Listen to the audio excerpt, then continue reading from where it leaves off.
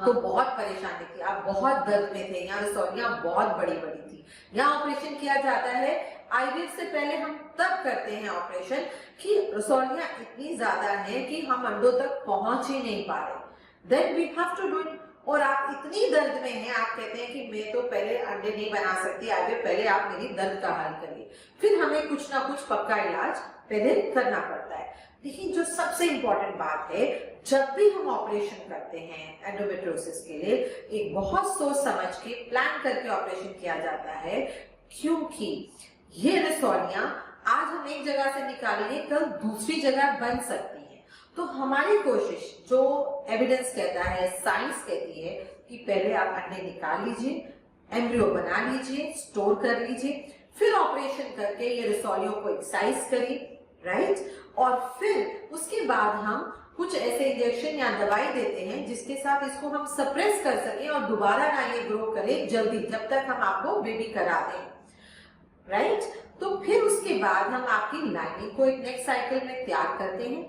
तैयार करके तो जो एम्ब्रियो हमने स्टोर किया है उसमें से एक बेहतरीन या दो बेहतरीन एम्ब्रियो कौन सी स्टेज पे हमें उसको लेके जाना है, क्या डे 2 पे करना है, डे 3 पे या ब्लास्टोसिस स्टेज पे करना है, वो एक डॉक्टर फैसला लेता है बहुत सारी चीजों को देखते हुए।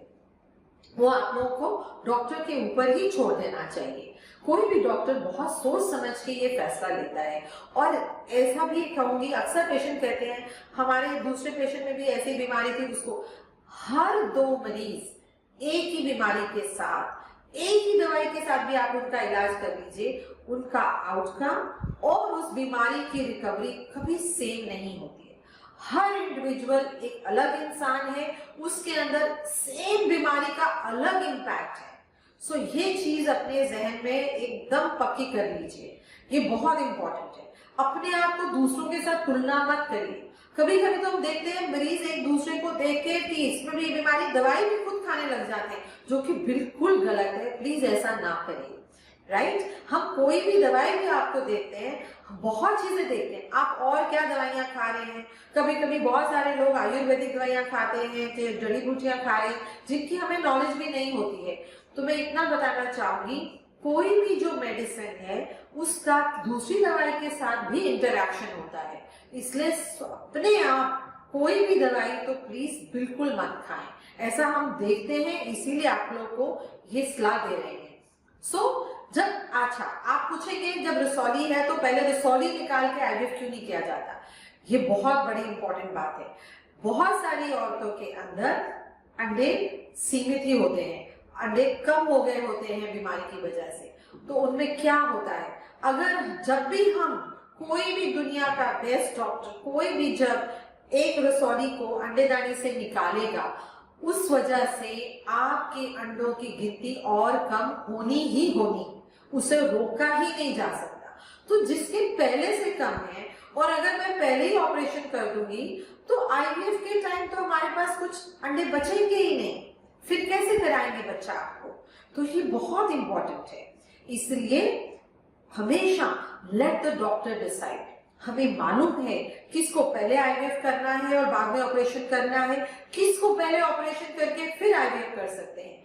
और ये एक बिल्कुल सही बात है, अक्सर जिनके अंदर अंडेदार और रसौलियां बड़ी हो जाती हैं या एएमएच कम हो जाता है, उनको जल्द से जल्द आईवीएफ का सहारा ले लेना चाहिए। बहुत सारे पेशेंट ऑपरेशन के बाद भी हम स्वयं प्रेगनेंसी करेंगे, अंडे कम होते हैं, और अक्सर जब दोबारा 8 महीने साल बाद लौट के आते हैं तो उनकी रसौलियां फिर से बन जाती हैं। एंडोमेट्रियोसिस एक ऐसी बीमारी है, हम एक जगह से रसौली निकालेंगे, दूसरी जगह बन जाएगी। तो उसको रोकने का, मान लो आपको बच्चा नहीं चाहिए, हमने आपका ऑपरेशन किया, दूरबीन से रसौलियां निकाली हैं, फिर हम क्या करते हैं, हम कुछ ऐसी दवाइयां हैं आज की डेट में जो हम आपको खाने को देते हैं, जिसके वजह से ये रसौलियां और काफी समय तक नहीं बनेगी। और ये ऐसा करना भी चाहिए। खाली ऑपरेशन करके मरीज को ऐसे ही हम नहीं छोड़ते हैं, क्योंकि फिर ऑपरेशन करने का भी कोई फायदा नहीं।